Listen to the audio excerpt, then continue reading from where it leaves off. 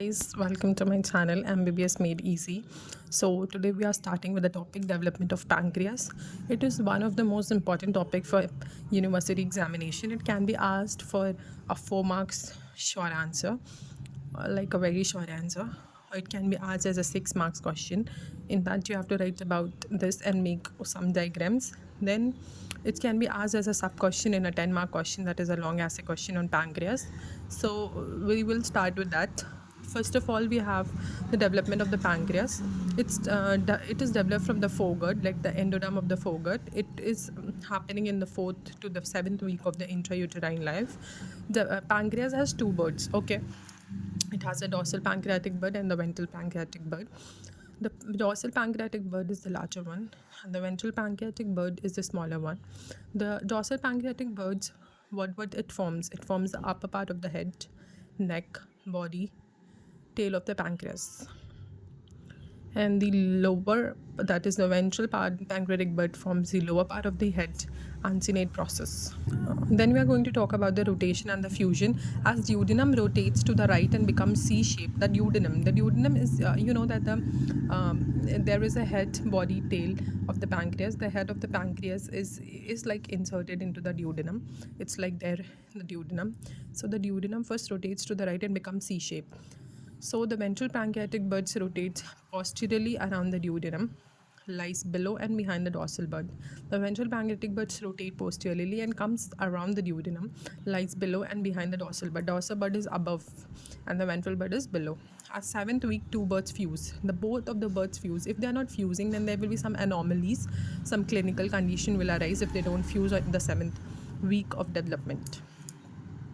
Then we have two pancreas ducts, like there are duct of Wirsung, that is the main pancreatic duct, and the accessory pancreatic duct, that is the duct of Santorini.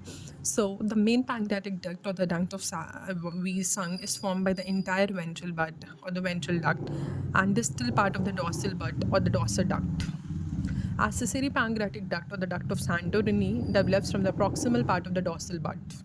Okay, so the main pancreatic bud is mainly formed by the entire ventral bud, like the entire ventral bud, and then the proximal part of the the distal part of the dorsal bud. And the accessory pancreatic duct, that is the duct of Santorini, is developed from the proximal part of the dorsal bud. Then the pancreatic acini, that the tissue, is formed from the endodermal buds. Okay, then islets of Langerhans, that produces the hormones alpha, beta, and delta cells are there. It produces insulin, glucagon, and the somatostatin from the delta cells, that appears around the 3 months of the fetal life.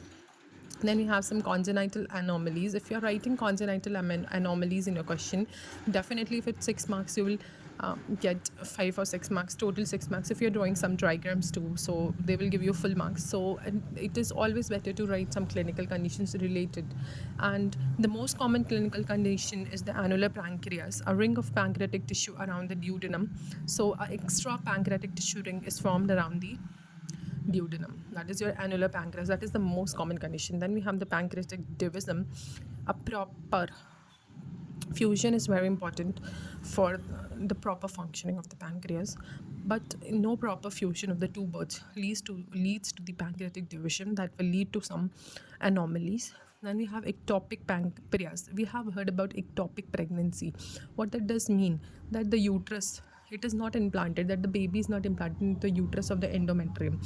So like it's the same ectopic pancreas, pancreatic tissue develops in some other part, in small intestine or the stomach. Okay, so this is what, then I'll explain you with diagram, so it will be more easy if I take consideration the diagrams. So after this we are going to I'll explain whole pancreas, like the development of pancreas once again with the help of the diagram. So yeah, so while writing this question, you have to draw diagrams. This 4 diagrams should be in your answer, so you will get very good marks. So first of all, we have liver bud. Then we have the gallbladder. We have the ventral pancreatic bud. This is the stomach and the duodenum that will form. It will rotate and right to the right and form C-shaped. Then we have the dorsal pancreatic bud. Okay, from the dorsal pancreatic bud and the ventral pancreatic bud, I told you, parts will develop. Upper part of the head, tail, body, and everything. Then uncinate process in that. lower part of the head. So the liverwort develops into the hepatic duct, you can see, and the cystic duct is formed in the gallbladder. There is a common bile duct formed by the fusion of the hepatic and the cystic duct. We have the dorsal pancreas formed from the dorsal pancreatic duct and the ventral pancreas from the ventral pancreatic duct. Then there will be a clockwise rotation of this duodenum. Duodenum forms it rotates to the right and to clockwise to the right to form a C-shaped structure. Duodenum forms a C-shaped structure. You have your cystic duct, you have your hepatic duct, the common bile duct, you have your dorsal pancreatic duct and the ventral pancreatic duct. From the dorsal pancreatic duct, distal part of the dorsal pancreatic duct and the whole ventral pancreatic duct forms your main main duct, that is the duct of Wirsung. Okay, and the proximal part of the dorsal pancreatic duct forms your duct of Santorini.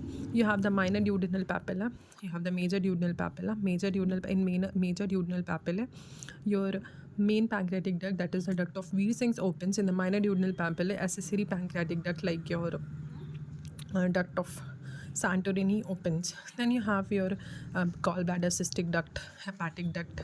Then you have your common bile duct. You have your accessory pancreatic duct here, your bile duct here. Then you have your main pancreatic duct here. Then you have your ventral pancreatic duct. This is the uncinate process. So this all diagram should be there in your answer sheets when you write on the development of pancreas. It's very important and it's a very important topic, first of all, for your university exams, first year university exam for MBBS. So I hope it was easy, and it is very easy to draw this diagram. You can exactly copy this diagram and draw in your answer sheets and get full marks. I hope you liked my video, and I tried to simplify the concept.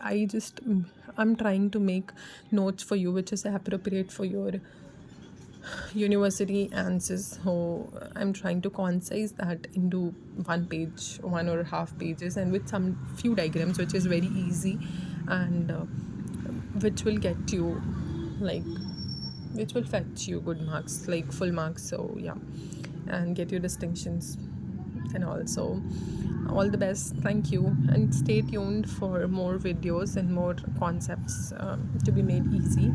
Thank you, and keep supporting. Like, share and subscribe. Thank you.